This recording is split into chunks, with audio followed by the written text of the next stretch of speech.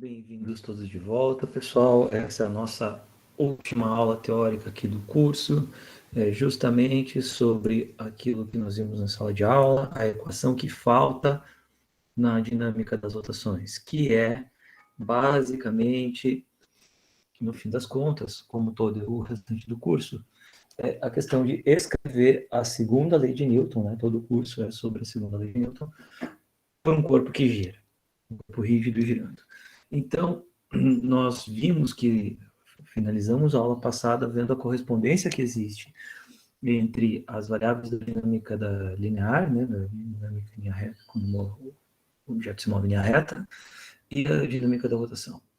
Então, você tem a correspondência entre a força e o torque, né, que faz uso da força quando é uma rotação, a aceleração angular e a aceleração, e o momento de inércia corresponde à massa do corpo.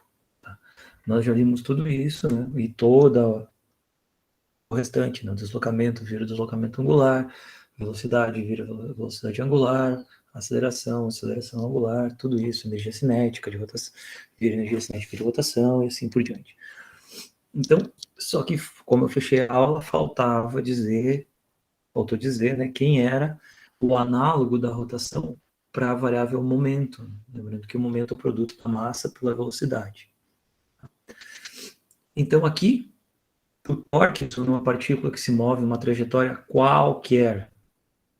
Não precisa ser uma rotação. Nós usamos a rotação porque é mais fácil de ver. Uma trajetória qualquer em relação ao ponto fixo. Então, aqui está o ponto fixo. Aqui tem uma partícula de massa m. Então, imagina os cantos da sala, x, y, z, como origem do seu sistema de coordenadas. A posição da partícula é dada a todo instante pelo r. Tá? E a partícula está aqui sujeita a ação de uma força F. Torque é R vetorial F. Nós já vimos isso. Tá? Tudo bem? Torque é R vetorial F. Ok?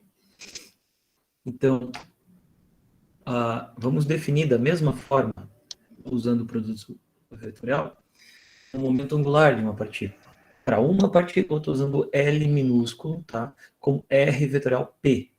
Lembrando, é sempre bom lembrar essas coisas, né? Que o momento linear foi definido como P igual a mv. Ele apareceu. Se você quiser ser mais explícito, pode pensar que P de T M V de T, e também tem o caso mais geral, que é M de T e V de T, né? Essa variável. E aí, onde isso apareceu na nossa vida? Bom, lá quando nós vamos escrever a segunda lei de Newton,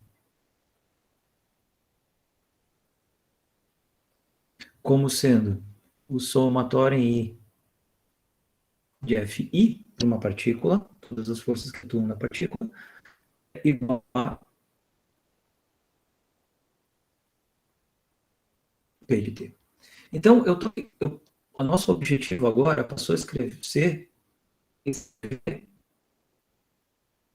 uma forma análoga a essa, mas com a partícula em linha reta. O que vale uma descrição em termos das variáveis angulares, das variáveis torque, raio. E isso não se aplica só para a rotação.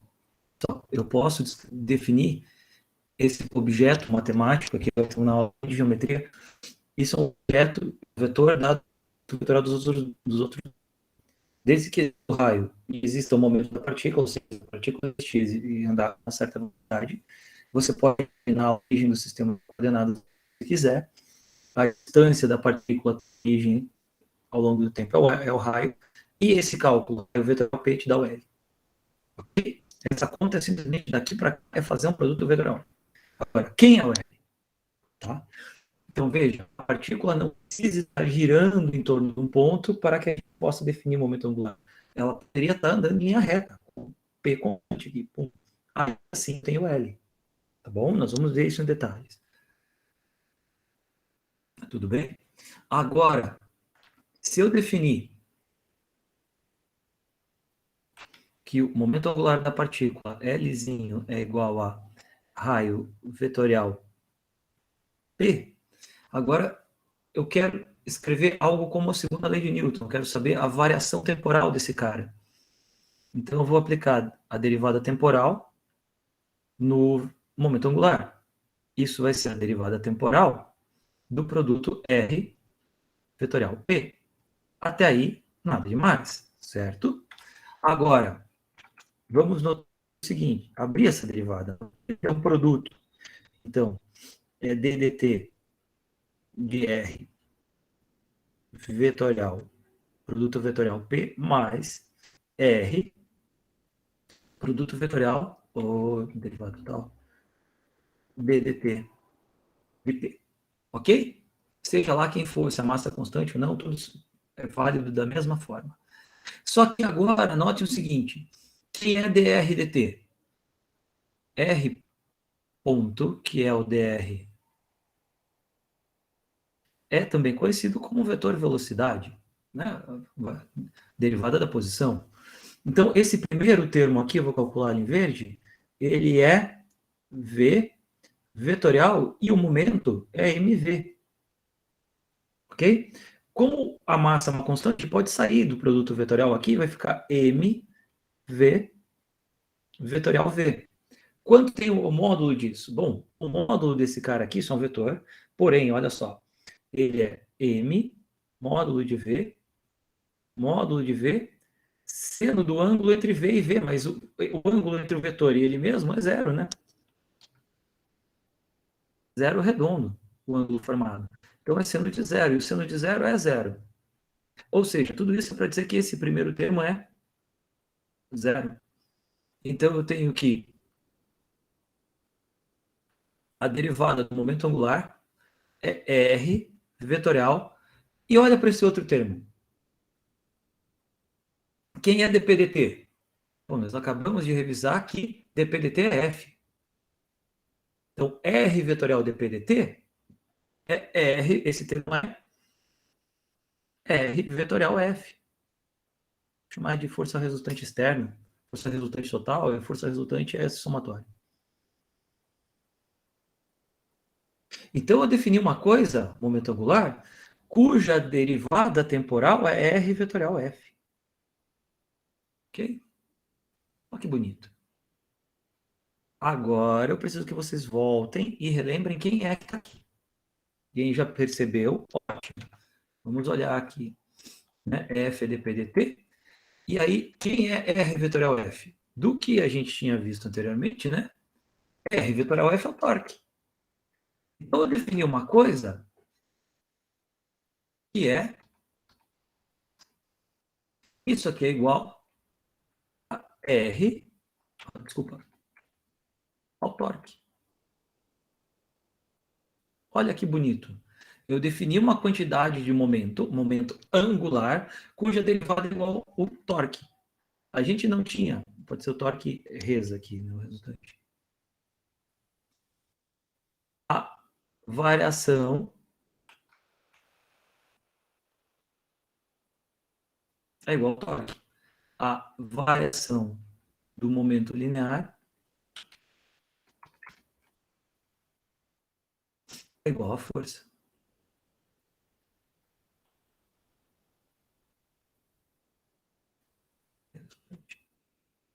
Então, você pode imaginar o seguinte, olha a lei, a primeira lei de Newton, né? A lei da inércia lá do Galileu. Todo corpo tende a manter o seu estado de repouso, o movimento retilíneo uniforme, a não ser que sobre ele atue uma força. Então, a taxa de variação é constante, a não ser que atue uma força, que a força resultante seja não nula. Ok. A quantidade, o estado de movimento também pode ser descrito não em termos do P, mas em termos do L, tá? E Google chato. E este L, que é dado R vetorial P, né? A variação dele é igual ao torque. Então, esse cara é a quantidade de movimento quando a gente vai pensar em termos de ou rotações ou qualquer outro, pode mesmo sendo um movimento que seja retilíneo, eu posso ainda pensar em termos desse cara. Ele leva em conta a quantidade de movimento linear aqui, momento linear, tá? E ele tende a manter essa derivada constante, a não ser que atue um torque. Aqui, ele tende a manter o momento linear constante, a não ser que atue uma força, ou que a resultante seja nulo. Então, viram a semelhança entre os dois formalismos? É a lei de Newton, ainda é, no fim das contas, o princípio da inércia sendo aplicado. Tá? É isso. Que é o que é escrito aqui. Tá? Então, o torque resultante é a variação do momento angular. Tá? E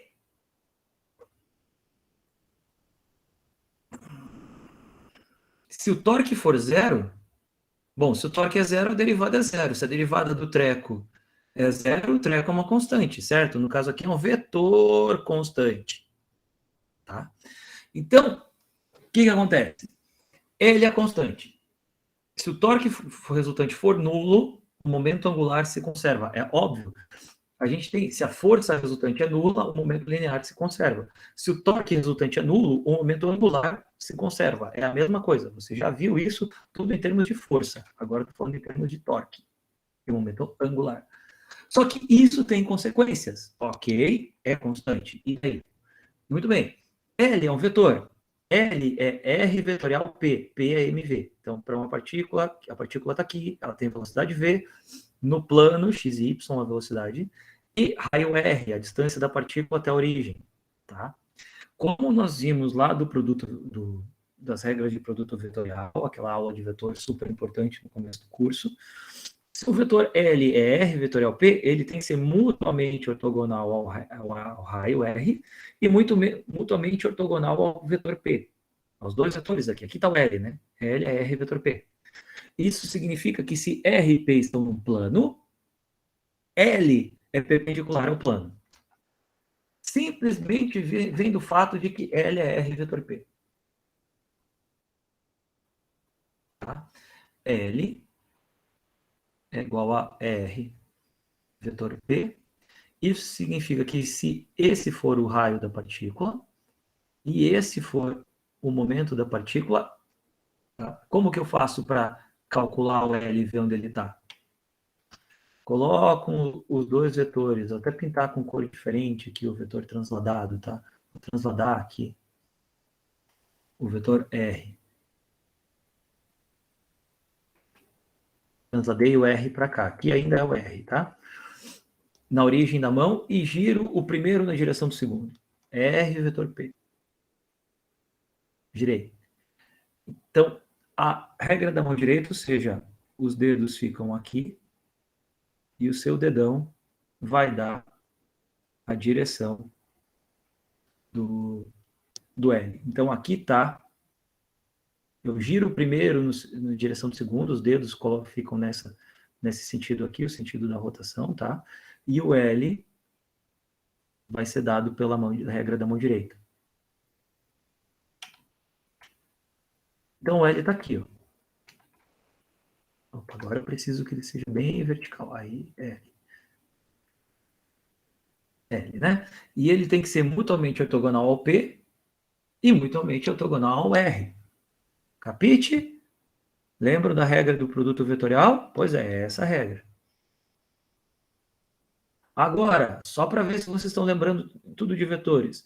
Qual é o módulo desse cara? Né? Então, o módulo...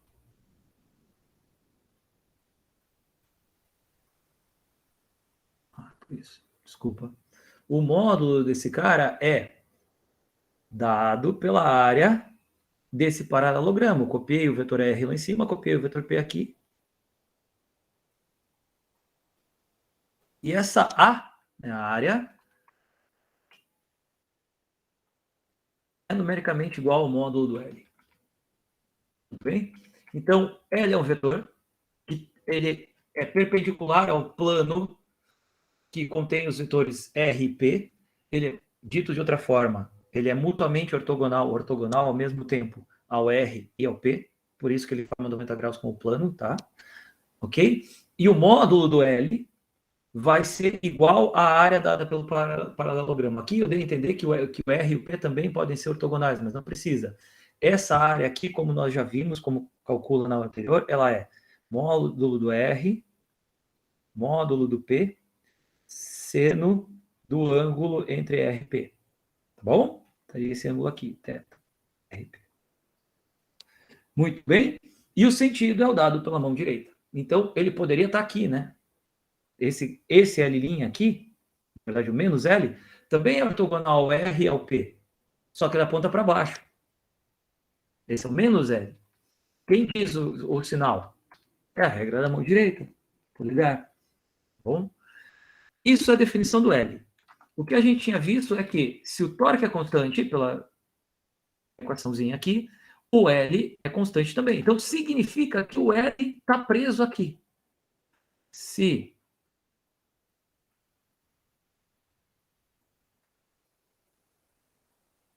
Opa, desculpa, se o torque é zero, né? Vamos ver tudo. Nós vimos que torque é igual a d dt de L. Se o torque é zero, significa que L é igual a constante. Tão simples quanto isso. Então, em problemas onde o torque resultante for nulo, o L fica preso aqui, ele é constante.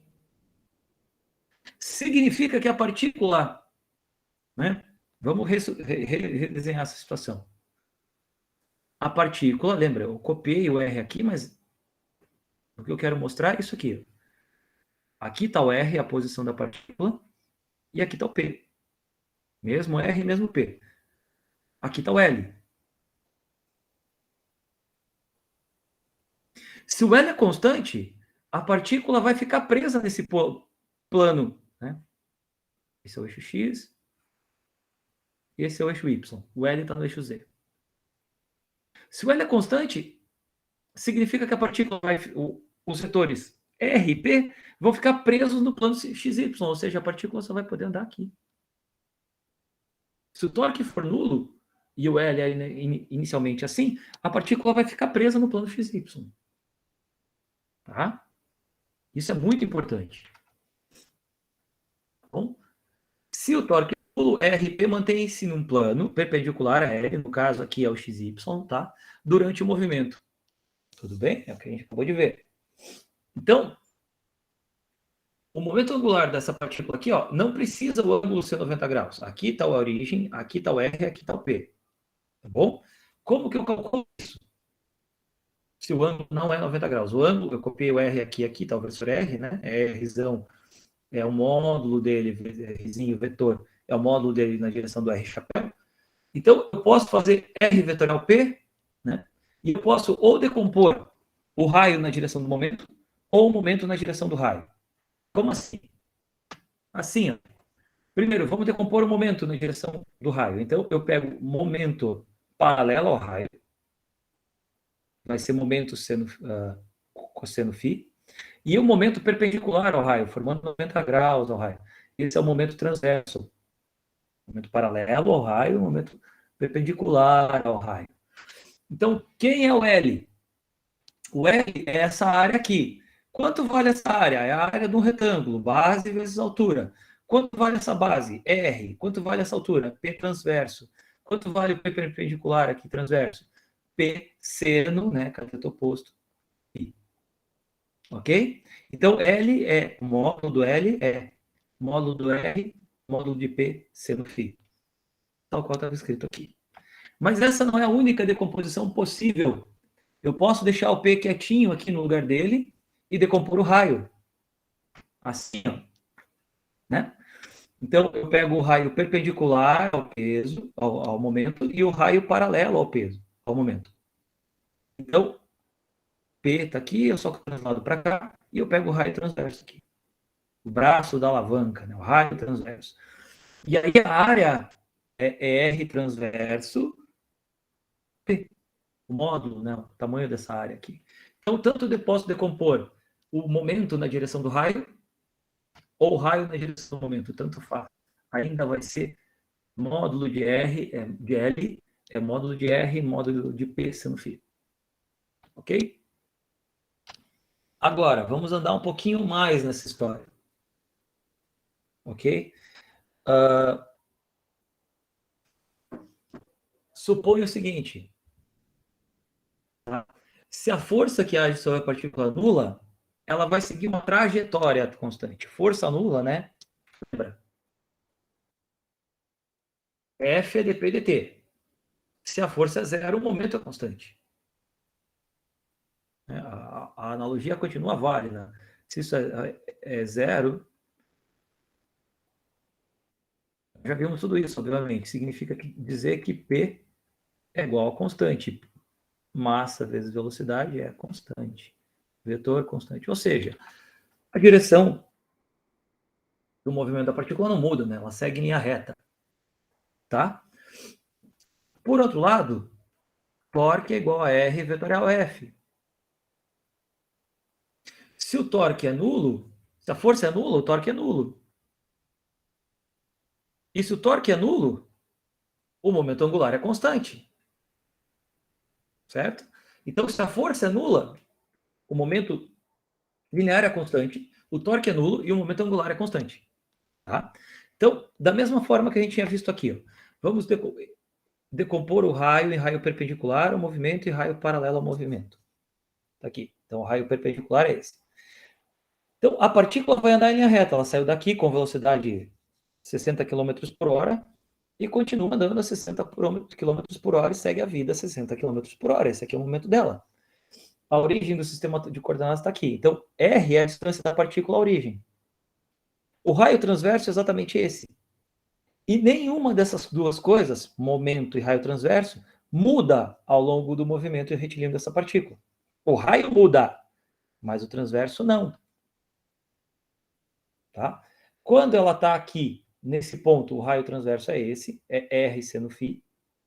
E quando ela está aqui, o raio transverso é o mesmo, é R seno φ. O raio aumentou, professor? Sim, mas o ângulo diminui, de tal forma que o raio transverso se mantém constante. Ou seja, o módulo do momento angular, que é módulo do momento, módulo do raio, seno de transverso, seno de 90 graus, continua constante. Tá? Como deveria ser. O professor, mas que nome? Momento angular para uma coisa que está andando em linha reta. Pois é, quanto a isso eu não posso fazer nada, os livros chamam assim mesmo, mas é esse produto vetorial R vetor P. E muito útil quando eu estou descrevendo a dinâmica das rotações, mas não se aplica só em rotação. Nesse caso aqui, como você pode ver, se aplica e se conserva. Tá? Outros casos muito importantes que vocês são extremamente úteis para descrever uma série infinita, quase, de problemas em física, desde gravitação à mecânica lá do átomo, física atômica. Tá? Caso onde o momento angular se conserva e a força não é nula. Tá? Vamos chamar aqui de força central. É uma força que aponta para o centro ou para fora do centro. Tá? Então, nesse caso, a força, ela é diferente de zero, ela pode depender do vetor raio, tá? E nosso caso aqui é uma função f de r na direção r. Então, está aqui a força. E ela depende da posição. Mas ela sempre vai...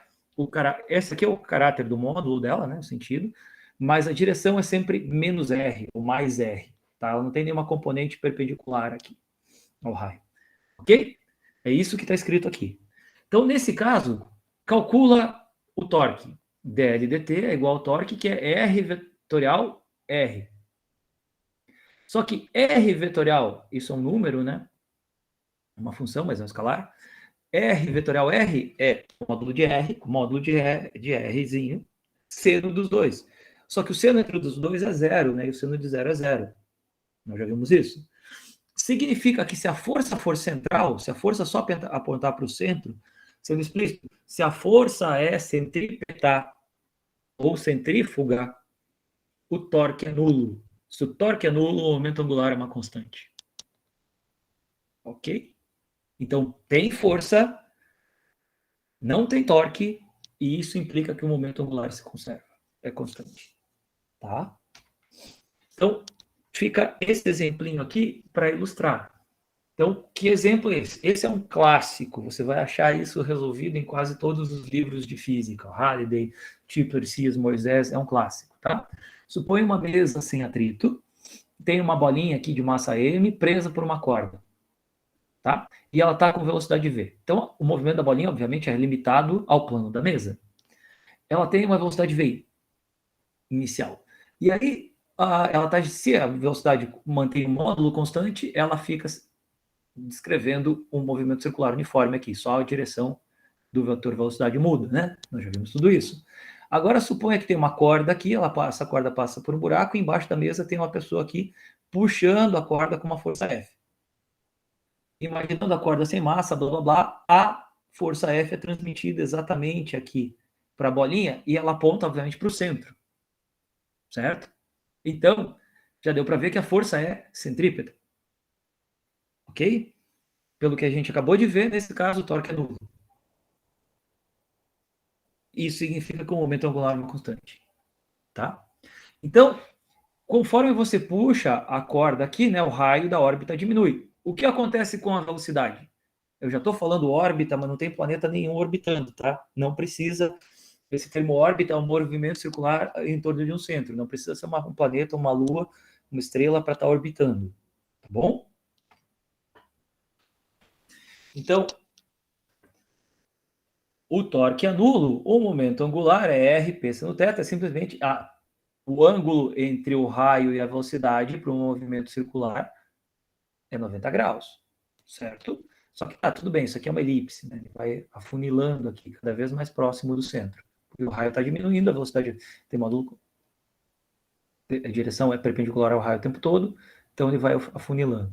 Seria uma circunferência, porém o raio está diminuindo. Ok? Como esse cara é constante, RP seno θ. Quanto vale isso? Ele vale o módulo do... Lembrando que P é mv. Então, isso vale raio de T, massa, vamos supor que a massa seja constante para facilitar a vida. Então, esse L é massa, raio, que varia no tempo, né, porque está diminuindo, velocidade de T igual a constante. Óbvio, se isso é constante, se isso é 10, aqui é 10, o raio diminui, o que tem que acontecer com a velocidade enquanto o tempo aumenta? A velocidade tem que aumentar. Se o raio foi de 5 para 2,5, a velocidade tem que ir de 10 para 20, certo? É isso. Então, enquanto ele puxa aqui, a velocidade que aqui é pequena, aqui tem que aumentar bastante. Então, ele faz isso aqui, acelera. Tá? Então, basicamente, LI é igual a LF, o momento angular antes é igual ao momento angular depois, o raio inicial é o raiozão e o raio final é o raiozinho. Está diminuindo por causa do puxão. Significa que a velocidade final é a razão entre os raios V. Ok? Então, essa é a velocidade final. E tem B aqui, né, obviamente, A, B. Qual o trabalho dessa força? Mas a força centrípeta não causa trabalho, professor, ela é perpendicular. Ela é perpendicular para a órbita constante, aqui o raio está variando. Então, eu poderia decompor o raio na direção da força, teria uma componente, e o trabalho não seria zero. Mas eu não preciso fazer isso. Eu uso o trabalho, teorema trabalho e energia cinética de rotação. Trabalho, a integral do trabalho é F escalar dr. Ponto. Sempre será isso. Contudo, isso é igual à variação da energia cinética. 1 meio de mvf quadrado, 1 meio de v quadrado. Essa aqui não está nem de rotação, é de translação mesmo. Como eu já sei que nessa rotação, a velocidade final de translação, v aqui, ela é isso aqui, depende do VI, eu já posso escrever o trabalho como sendo isso. O que eu fiz? Eu só substituí VF por RVI sobre R. E aqui VI também, então eu coloquei 1 meio de mvi quadrado, Rzão ao quadrado, sobre Rzinho quadrado menos 1. Então, esse é o trabalho da força. Não é zero porque o raio está diminuindo. Se está diminuindo, tem uma projeção do raio na direção da força. E olha como é bonito. Eu não precisei resolver a integral, né? Eu coloquei direto no teorema trabalho e energia. A única coisa que eu precisei foi da conservação do momento angular. Então é óbvio que isso é útil, é óbvio que isso facilita a vida, a conservação, usar o fato de que o momento angular se conserva nesse problema, tá? Será que isso já foi usado para coisas muito importantes? Com certeza, tá? Então, eu já tinha dito ao longo do curso que a força gravitacional, né, a lei da gravitação universal do Newton, né, para dois corpos de massa emisão e emisinho, que no caso é representados pelo Sol e a Terra, essa força é centrípeta, ou seja, é menos o versor raio está aqui apontando para fora sempre, né? E o módulo dela é o Gzão do Newton, a massa grande e a massa pequena sobre r quadrado, a distância ao quadrado. Isso nós já vimos e faz tempo. Agora, imagina o seguinte, essa força é menos R. A força gravitacional, a direção dela é menos R. É o típico problema, força central. Tá? Se você pegar um livro mais avançado de mecânica, eu recomendo o Merriam e Thornton, os autores, é um excelente livro, é o Próximo Passo. Tá? Você certamente irá ver, ou o livro do Simon. Tá lá, tem capítulos só sobre o problema da força central. É um dos poucos problemas que nós sabemos resolver exatamente e descreve muito corretamente vários sistemas físicos, tá? Inclusive esse que eu estou mostrando.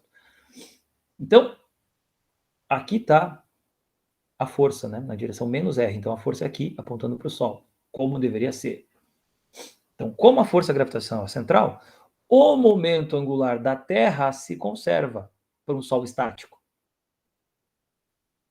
Tá? Se o momento se conserva, o torque é uma constante. Né? Torque é constante, o torque devido à força gravitacional é zero, o momento angular é uma constante. Isso significa que o momento se dá num plano normal ao L, óbvio, igual a gente viu aqui. Né? Eles vão ficar presos no plano. Só que agora, quem que é o plano? É o plano de rotação da Terra. Então, aqui está o Sol, aqui está a Terra,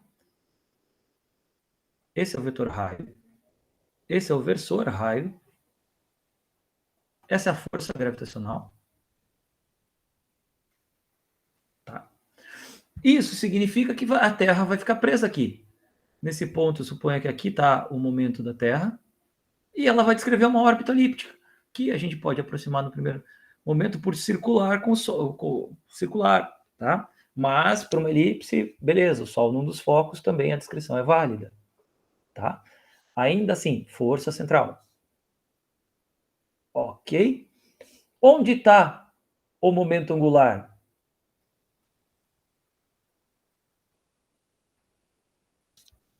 Então, eu vou copiar P, copiar R e vou girar. R vetor P está aqui. Então, pela regra da mão direita, se eu giro aqui, o L está saindo. Esse é o momento angular da Terra. Se ele é constante, significa que R e P ficam presos no plano da elíptica, o plano de rotação da Terra. Desculpa. Ok? Mas isso tem uma razão física. A força é central, o torque é nulo, a variação do L é zero. Tá? Então a Terra vai ficar para sempre nesse plano rodando em torno do Sol. Tudo bem? Eu também poderia pensar na órbita da Lua. Isso aí não faz. Astronomia zero não faz parte do curso, mas já que estamos aqui, né? Então por que não falar? Tá bom? Aqui está a Lua, né? Em algum lugar aqui está a Lua. Como será que é o movimento da Lua? Ah, professor, eu gosto um pouco dessa história de astronomia e eu vejo que a Lua nasce mais ou menos onde o Sol nasce e se põe mais ou menos onde o Sol se põe. Então, é de se esperar, né? Sabendo que a Terra que gira em torno do Sol, nós já vimos por quê, tá? PRL é o número de Mercúrio, já mostrei tudo isso. Se imaginar que a Lua estaria, em algum momento, eu veria a Lua e o Sol meio que alinhados, assim, né? Com a Terra. Então, seria imaginar que a Lua está presa no mesmo plano que o vetor raio da Terra e momento da Terra? Pessoal, se fosse exatamente assim, a Lua, o movimento da Lua, a Lua tá... Bom, primeiro, aqui está a Terra, a mesmíssima coisa, a mesmíssima descrição, eu posso colocar a Terra aqui e a Lua girando ao redor. Então, raio, aqui está a Lua, a força de gravitação da Terra na Lua, então aqui estaria o momento angular da Lua, e aqui estaria o momento linear da Lua. Tá? A órbita da Lua é essa. Aí o que eu estou perguntando é se esse plano aqui, raio-Lua, momento da Lua, esse plano que contém esses dois vetores é exatamente o mesmo plano que contém o raio da Terra e o momento da Terra. Se fosse, né, cada vez que a Lua passasse aqui na frente do Sol, nós teríamos um eclipse solar, e cada vez que a Lua passasse atrás da Terra, nós teríamos um eclipse lunar. Isso não é assim. Vocês sabem que não é. Tá? Então, esse caso aqui seria a Lua nova, e esse caso aqui seria a Lua cheia. Então, toda Lua nova seria um eclipse solar, e toda Lua cheia podemos ter um eclipse lunar. Não é assim. Mas por que não é assim? Não é assim porque esse plano da Lua ele é minimamente inclinado com relação ao plano da Terra. Então, em vez de ser paralelo, ele é aqui assim. E esse ângulo entre os dois planos é da ordem de 5 graus. Então, só em casos muito especiais, a Lua vai passar em frente do Sol e vai ter um eclipse solar, ou a Terra vai passar em frente do Sol e vamos ter um eclipse lunar. Não é sempre, nós tivemos um esse ano. Choveu, não deu para ver, mas enfim, tivemos. Ok? E tudo isso é descrito lindamente pela conservação do momento angular. O torque é nulo, L é uma constante. Tá? Vejam que o P está aqui, esse é o R no instante t e esse é o R no instante t mais dt. Então, no instante t mais dt, o vetor é R mais dr. R, dr. Então, esse vetor tem origem na origem do primeiro e extremidade na extremidade do segundo. É a soma. Tudo bem? dr dt é V, certo? E vai apontar aqui. V. Né? Então, a lei das áreas, se você for estudar as leis de Kepler, do movimento da lei das órbitas, dos planetas, a lei das áreas vem daqui. Base vezes altura dá um retângulo, certo? Aqui eu tenho meio retângulo, também conhecido como triângulo, tá? Então, você vê aonde está o retângulo e aonde está o triângulo. Sol, raio da Terra, a Terra, R,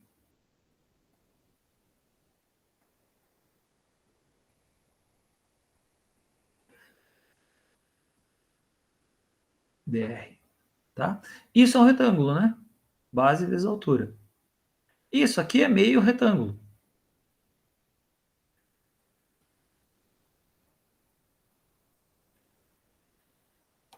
O que são as leis? O que está contido na lei de Kepler? O seguinte, ele disse que dA, né, a área descrita por esse raio vetor, quando o vetor sai daqui e vai para cá, é um meio de R vetorial dr. Essa área aqui, olha, o produto vetorial entre R e dr.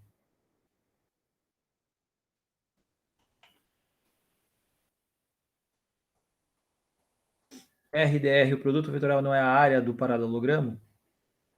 Então, metade da área é o meio, né? Se quiser assim. Então, A é igual a área em verde, 1 meio de R vetorial dr. Módulo, né, dessa área. O valor numérico dessa área em verde. Aqui está o R. Ok? Então, PA, a área descrita por esse vetor, é 1 meio de R vetorial dr. Metade da área do paralelogramo, metade do produto vetorial. Certo? Visa produto vetorial.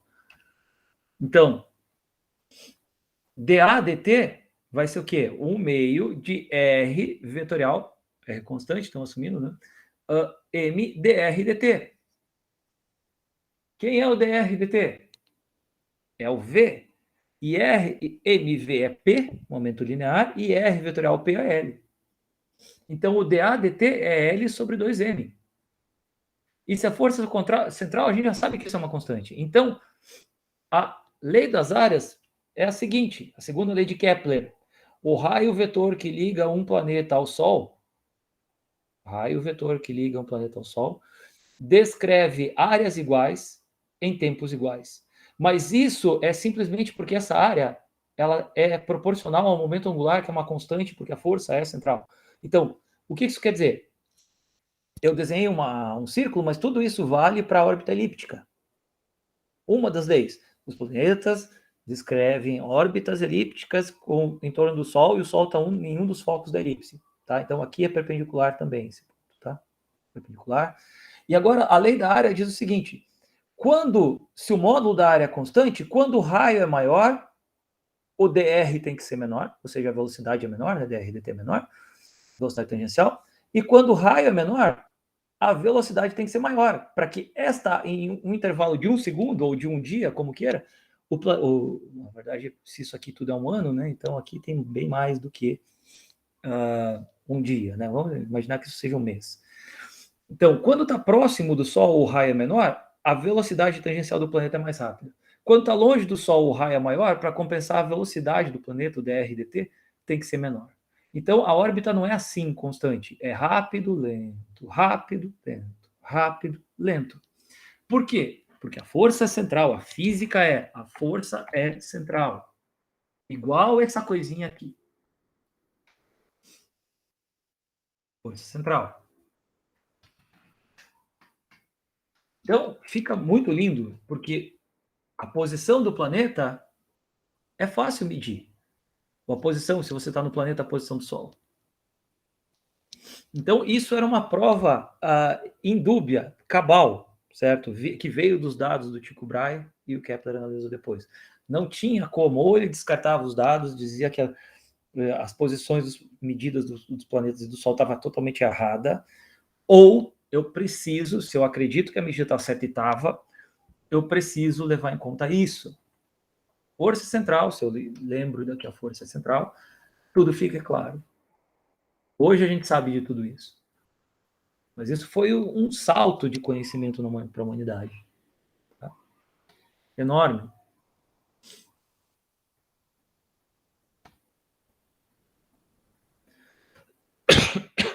Agora aqui, avançando um pouco mais nessa brincadeira, já que a gente viu momento angular,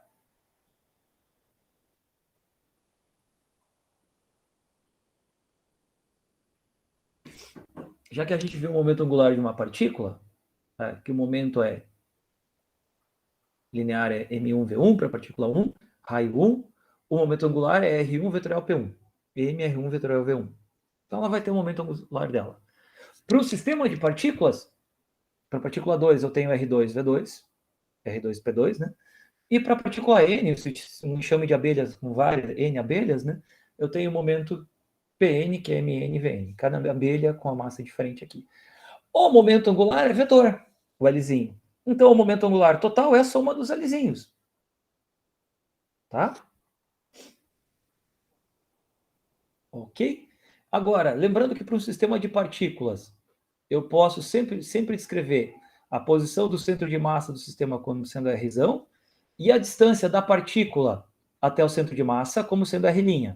Então, R2 é a distância da partícula 2 até a origem, e R2' é a distância da partícula 2 até o centro de massa. Ok? Isso tem consequências. Vamos escrever e usar esse fato. Olha só. R2, quem é? É um vetor que tem origem na extremidade do R e extremidade na extremidade do R2'. Isso significa que R2 é R mais R2'. Coloca aqui. Tá? Só que, olha esse cara. Quem é esse cara mesmo? É o R, a posição do centro de massa. Vou fazer aqui o mesmo truque que a gente fez na aula passada. R é igual a quem? Somatório em I de MIRI sobre somatório em I de MI. Isso implica escrever o seguinte, que o somatório em I de MIR é igual a o somatório em I de MIRI. Beleza? Como eu estou somando em itens, eu posso jogar isso para cá, né? Isso é somatório em I, de MI, R menos RI,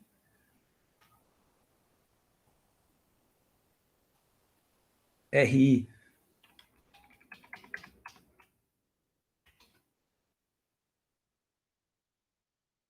Isso é zero, né? Passei esse cara para cá, apareceu um zero aqui. Ok? Esse é um resultado, é zero. Só que quem é RI menos R? Lembra, eu tinha dito que R, então, R2 linha e o R2. Ah, o desenho não está tão legal. Esse tá. R, R2 linha, Rzão, R2 linha, R2. Então, o R2, o RI, se quiser, é R mais RI linha. Significa que o RI linha é igual a RI menos R. E o somatório, então, de MI, RI, linha, que é o que está escrito aqui, né? É igual a zero. Certo? Então, agora eu vou usar esse fato para escrever o momento angular em termos do R'. Assim, tá? Somatório de MI e RI é igual a zero. Se eu derivar isso aqui com relação ao tempo, eu tenho o somatório de MI e VI igual a zero, que é o somatório de PI igual a zero. Agora eu vou usar esses resultados para o cálculo do momento angular do sistema de partículas. Bom? Lembrando que VI, da mesma forma, eu posso derivar o R, vai dar o Vzão, tá? Então o VI vai ser o VI' mais V, onde V é a derivada do R, é a velocidade do centro de massa. Então, substitui isso no cálculo do momento angular. L total, a somatória dos LI, é RI vetorial PI, é RI, MI, RI vetorial VI. Ok? Quem é o RI? RI' mais Rzão. Quem é o VI? VI' mais Vzão. Abrem componentes. Vai ser RI VI', desculpa, VI, vetorial VI', mais RI vetorial V, tá aqui, mais Rzão vetorial VI', mais Rzão vetorial Vzão.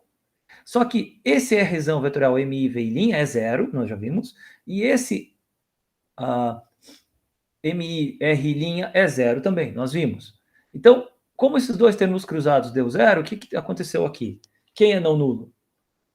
Somatório I de MI R' vetorial VI'. Esse é o momento angular calculado no referencial do centro de momento.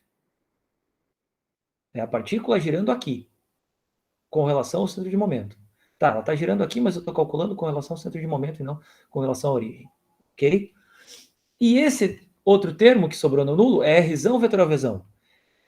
E o somatório em I de MI é o Mzão. Então, isso é a massa total, raio do centro de massa, velocidade do centro de massa. Então, este é o momento angular do centro de massa, e esse é o momento angular do sistema com relação ao centro de massa, que é o que está escrito aqui.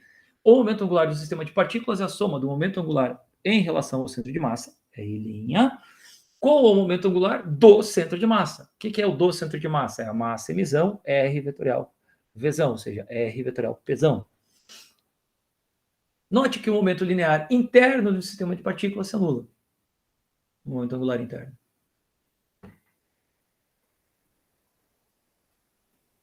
Ok? Então, para chegar finalmente na lei fundamental da dinâmica das rotações, vulgo segundo a lei de Newton para a rotação, eu calculo a derivada temporal desse monstrinho que a gente acabou de fazer. Então, deriva com relação ao tempo R vetorial P. dr dt vetorial P é zero, nós já vimos isso, é paralelo ao P, então o ângulo é zero, produto vetorial zero, mais R dp dt. Isso é R vetorial dp dt, é RF. Para o sistema também, a única coisa que para o sistema apareceu o somatório aqui fora. Nós já tínhamos visto isso para uma partícula. Tá? Então, como nós já tínhamos visto a segunda lei de Newton, né? F é dp dt. o que nós temos? Que dl dt é o somatório em I de R I vetorial Fi. Isso é o torque. Tá? Mas tem força e força. Tudo bem? Como assim? Eu vou calcular esse somatório que apareceu aqui como somatório de forças. Tudo é força, mas eu posso dividir em força interna, força que a partícula I faz na J, a I faz na J, essa partícula J, essa partícula I. Raio J, raio I. Força que a J faz na I e a força que a I faz na J. Por que que está nessa linha? Será como gravitação? Aqui tem o Sol, a Terra e a Lua. A força que a Terra faz na Lua, a força que a Lua faz na Terra. Está no raio que liga a Terra e a Lua, certo? Gravitação, mesmo tipo de força. Pode ser elétrica, duas partículas aqui. Ok? Então, essas são forças internas do sistema, se Terra e Lua fazem parte do sistema, tá bom? E agora, eu vou fazendo essa distinção entre força externa e as forças internas, que são as que estão aqui em azul, eu posso calcular esse somatório, tá bom? Colocando esse somatório de volta no dl/dt, R vetorial F vai ser R vetorial F externo mais... E aí eu vou fazer a seguinte distinção. Para não ter dupla contagem, né, eu não posso fazer a força que a partícula I faz na I, por isso que apareceu esse I diferente de J. E eu vou colocar o meio e fazer duas somas. Uma soma em I e a outra soma em J. Então é I diferente de J, J diferente de I. Então, para não ter dupla contagem, eu coloquei um meio aqui na frente.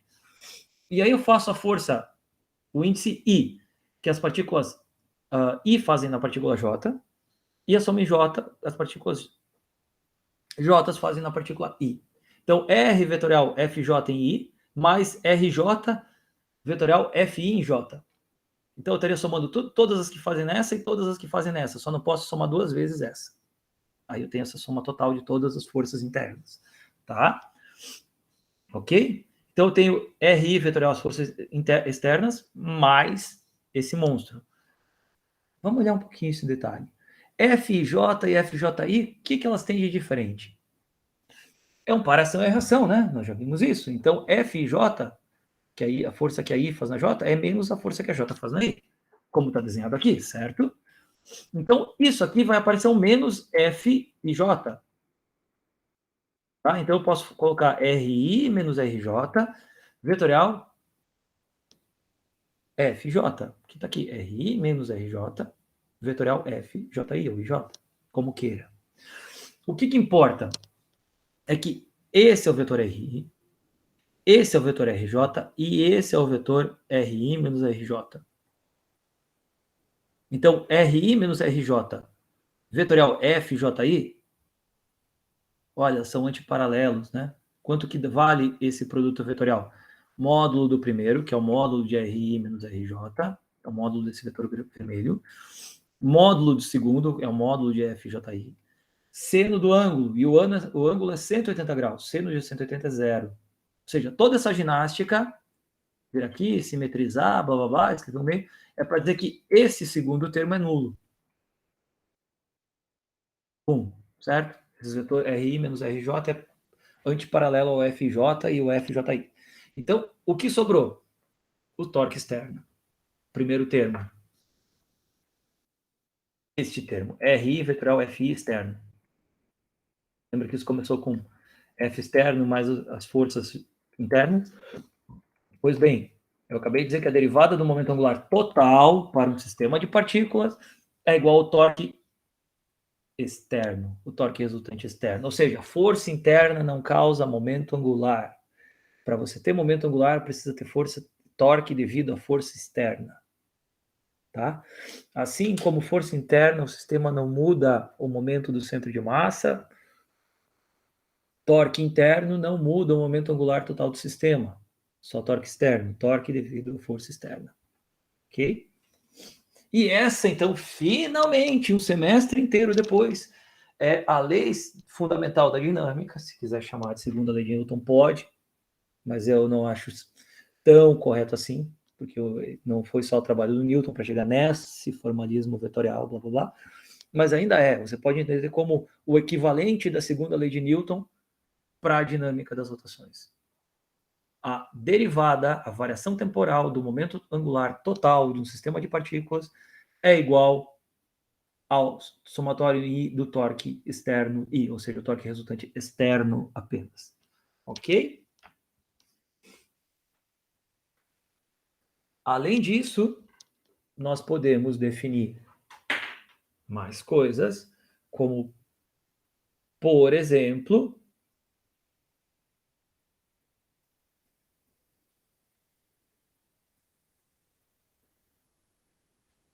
energia cinética de sistema de partículas. Tá? E a gente sempre vai usar esse triângulozinho aqui. A posição da partícula com relação à origem, a posição da partícula com relação ao centro de massa e a posição do centro de massa.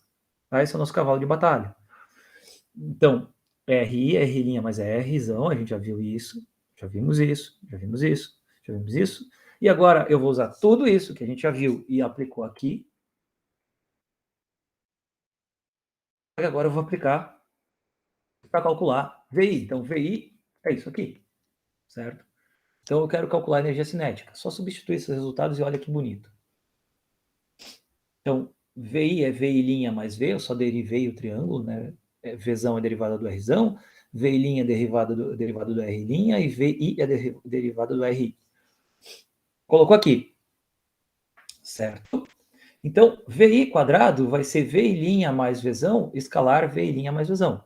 Então, vai ficar esse escalar VI' escalar VI', VI' escalar Vzão, Vzão escalar VI'. Então, vai dar duas vezes... Não, termo cruzado. Duas vezes VI' Vzão. E vai ter o termo Vzão escalar Vzão. Tá?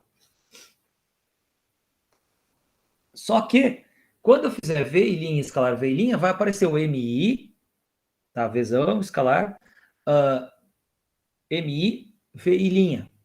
E esse somatório nós vimos que é zero. Certo? Então, o que, que sobrou?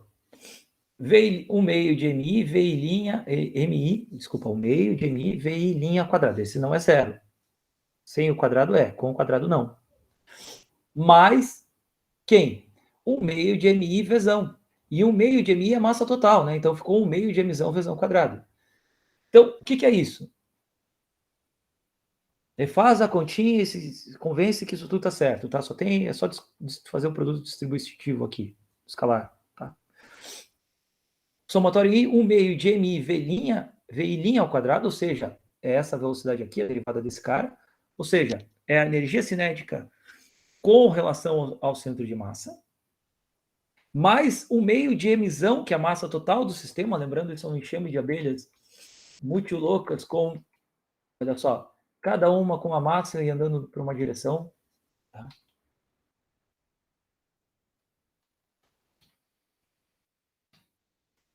Então, é a massa total vezes V quadrado. Quem é o Vzão quadrado? É a derivada do raio. Então, é a energia cinética das partículas. Se você levar em conta o movimento com relação ao centro de massa, ou seja, o movimento das partículas visto do centro de massa, R', ponto, dr', dt, VI', tudo a mesma coisa, mais o movimento, a energia cinética associada ao movimento do centro de massa, que é a massa total localizada em R de t.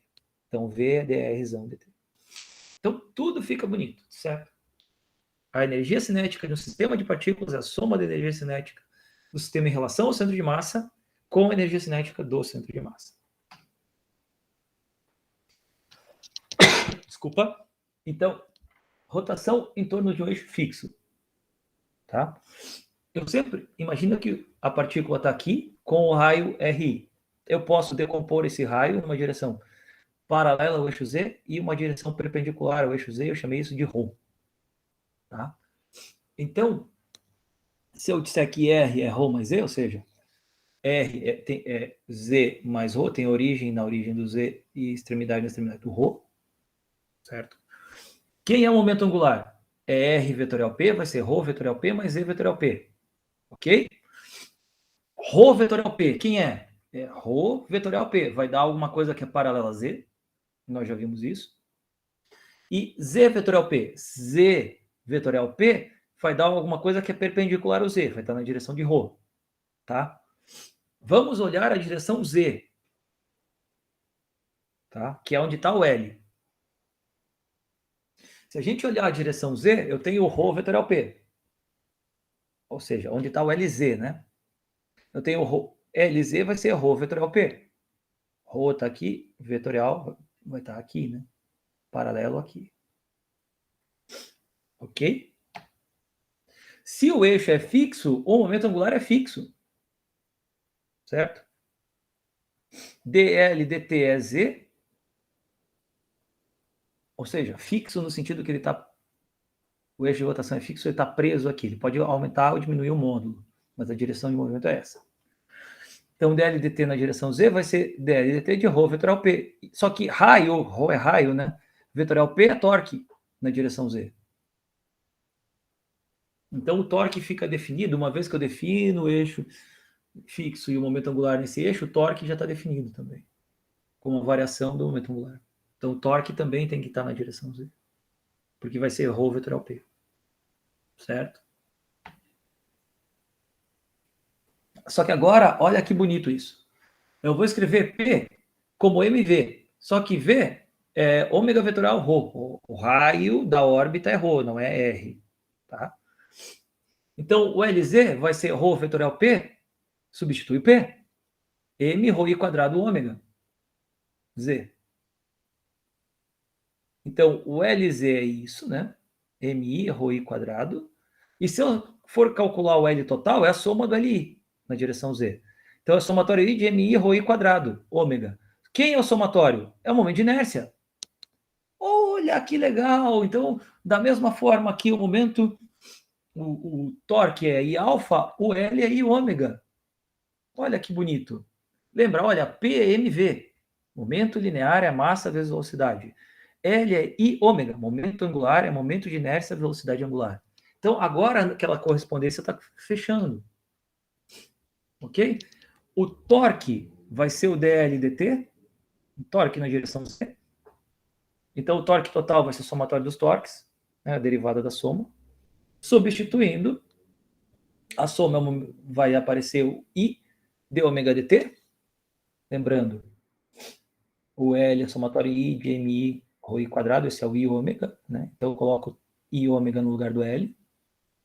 Somatório I de LI é o Lzão, que é I ômega. Então vai ficar ddt, o I é constante, né, para o corpo, ômega, d ômega dt, isso é alfa. Então, torque é I alfa. Torque é momento de inércia vezes aceleração angular. Força é massa vezes aceleração. Tá? Só que, pela lei fundamental da dinâmica das rotações, dl dt é igual ao torque externo. Então, o torque em Z é o torque externo, que é I alfa. Então, tanã, essa é a correspondência, então, a tabelinha que faltava de equivalências entre movimento de translação e movimento de rotação em torno do eixo fixo, bicicleta com rodinha. Física 1 é o que dá para fazer, tá bom? Então, a energia cinética de rotação é um meio de momento de inércia, velocidade angular quadrada, enquanto a energia cinética de translação é um meio de mv.